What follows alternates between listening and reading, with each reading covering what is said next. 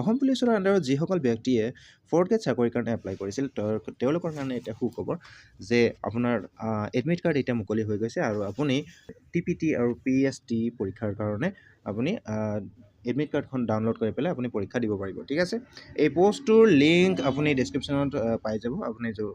Check কৰিব পাৰিব grade 4 আৰু চাফাই কৰ্মচাৰী কুক এনেকুৱা ইত্যাদি সকলো পৰীক্ষাৰ কাৰণে বেলেগ বেলেগ আপোনাৰ ডেট পাই যাব ডেটবোৰ আপোনাৰ এডমিট কাৰ্ডত মেনশ্যন হৈ থাকিব তো আপুনি চেক কৰিব পাৰিব ঠিক আছে এডমিট কাৰ্ড মুকলি কৰা গৈছে আজি 28 জানুৱাৰীৰ পৰা এই পষ্টটো ভালকৈ পঢ়ি ল'ব তাৰ কাৰণে আপুনি এডমিট কাৰ্ড ডাউনলোড কৰিবৰ কাৰণে আপুনি তললৈকে যাব লাগিব আপুনি প্ৰথমতে ন'টিছখন চাই লওক ঠিক আছে ইয়াতে ন'টিছখন আমি চাই লওঁ ন'টিছখনৰ মৰ্মে আপোনাৰ ইয়াতে লিখা আছে কি 54 পোষ্ট বিভিন্ন পোষ্ট যিমানকেইটা বেলেগ বেলেগ পোষ্ট আছে দুই প্ৰকাৰৰ পোষ্ট যেনে 4th গ্ৰেড আৰু চাফাই কৰ্মচাৰী বেলেগ বেলেগ পোষ্টৰ কাৰণে এডমিট কাৰ্ড মুকলি কৰা গৈছে যিটো নেকি পৰীক্ষা আৰম্ভ হ'ব 5 ফেব্ৰুৱাৰীৰ পৰা ঠিক আছে আপোনাৰ ডেট বেলেগ বেলেগ হ'ব পাৰে 5 ফেব্ৰুৱাৰীৰ পৰা বেলেগ বেলেগ ডেট হ'ব পাৰে ঠিক আছে আপুনি এডমিট কাৰ্ড ডাউনলোড কৰাৰ লগে লগে আপুনি গম পাই যাব 28 জানুৱাৰী 11টা বজাৰ পৰা মুকলি হৈছে চাই ল'লোঁ এতিয়া আমি কেনেকৈ ডাউনলোড কৰিব লাগে সেইটো জানি লওঁ ঠিক আছে ইয়াতে লিংক আপুনি পাই যাব ডাউনলোড হিয়াৰ অপশ্যনত আপুনি চাই ল'ব 4th গ্ৰেড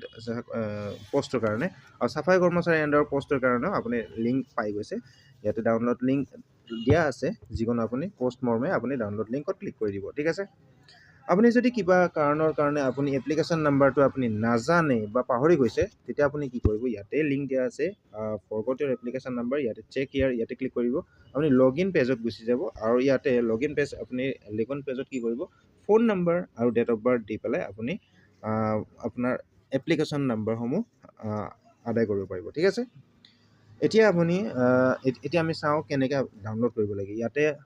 এইখন যিখন ডাউনলোড পেজ হয় ইয়াতে আপোনাৰ ফোন নাম্বাৰ বা এপ্লিকেশ্যন নাম্বাৰ দি পেলাই আপুনি ডাউনলোড কৰিব পাৰিব আৰু ডেট অফ বাৰ্থ দিব লাগিব বাছ এই দুটা বস্তু দি পেলাই আপুনি লগইন কৰিব পাৰিব লগইন কৰাৰ পিছত আপুনি ডাউনলোড কৰিব পাৰিব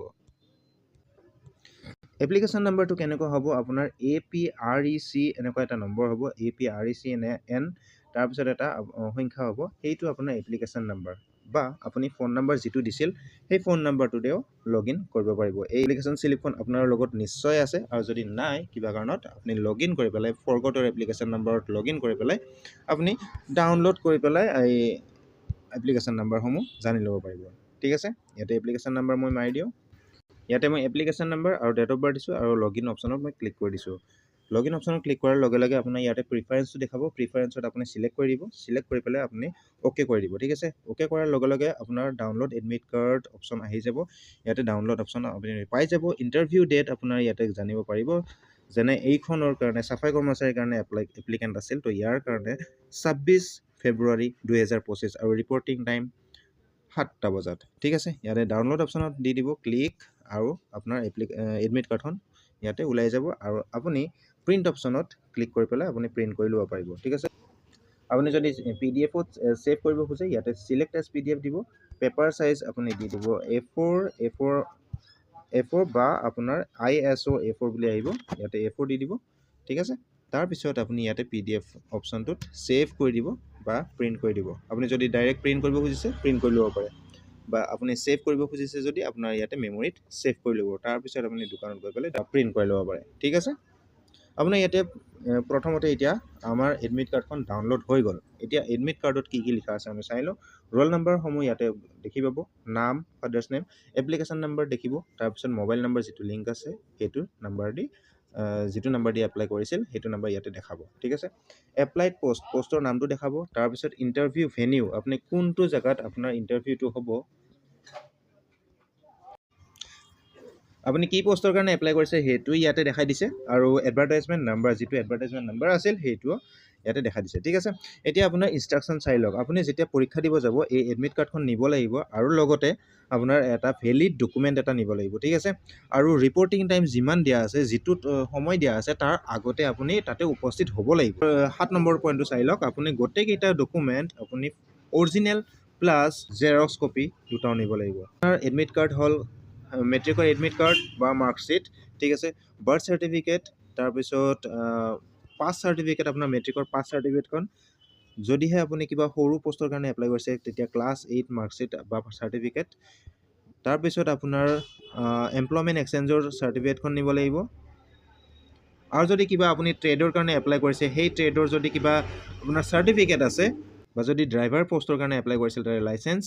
আৰু কাষ্ট চাৰ্টিফিকেট যদি আপুনি কাষ্ট চাৰ্টিফিকেটৰ ভিতৰত পৰে, তো কাষ্ট চাৰ্টিফিকেট যদি আছে আপোনাৰ, কাষ্ট চাৰ্টিফিকেট নিব লাগিব, আৰু যদি কাষ্ট চাৰ্টিফিকেট নাই, নালাগে। ঠিক আছে। 8 নম্বৰ পইণ্টটো লিখিছে, আপুনি যি এপ্লাই কৰিছিল সেইমতে যদি আপোনাৰ ডকুমেণ্টছৰ মতে নিমিলে, আপুনি ডাইৰেক্টলি ৰিজেক্ট হৈ যাব। ঠিক আছে। আৰু বেছি ইম্পৰ্টেণ্ট ইয়াতে পইণ্টছ নাই। আপুনি যিখিনি ডকুমেণ্টছ নিব লাগে আপুনি অৰিজিনেল নিব লাগিব, আৰু ফটোষ্টেট কৰি পেলাই নিব লাগিব। তাত আপুনি চেল্ফ এটেষ্টেড কৰি ল'ব। ঠিক আছে। আৰু যিহেতু ৰিপৰ্টিং টাইমটো 7টা বজাত দিছে, আপুনি চেষ্টা কৰিব সোনকালে যোৱাৰ কাৰণে। আৰু যদি দূৰ হয় আপোনাৰ থকা ঠাইৰ পৰা, তেতিয়া আপুনি চেষ্টা কৰিব য'ত আপোনাৰ ৰিপৰ্টিং টাইম হৈছে তাৰ কাষত আপোনাৰ যদি কিবা থকা ঠাই আছে, তাত আপুনি একদিন আগত গৈ পেলাই ব্যৱস্থা কৰি ল'ব। আশা কৰোঁ গোটেইখিনি বস্তু আপোনাৰ ক্লিয়াৰ হৈ গৈছে। আৰু যদি কিবা ডাউট আছে কমেণ্ট কৰি জনাব, নিশ্চয় মই কিবা এড কৰিম। ঠিক আছে। চেক আউট কৰি ল'ব, এই লিংকটোত দিয়া আছে। গোটেইখিনি লিংক আপুনি পাই যাব, কেনেকৈ লগ ইন কৰিব লাগে, ন'টিছ গোটেইখিনি দিয়া আছে। আশা কৰোঁ আপোনাৰ পৰীক্ষা ধুনীয়া হয় আৰু ভালকৈ দিয়ক। অল দ্য বেষ্ট জনাইছোঁ আমাৰ ফালৰ পৰা।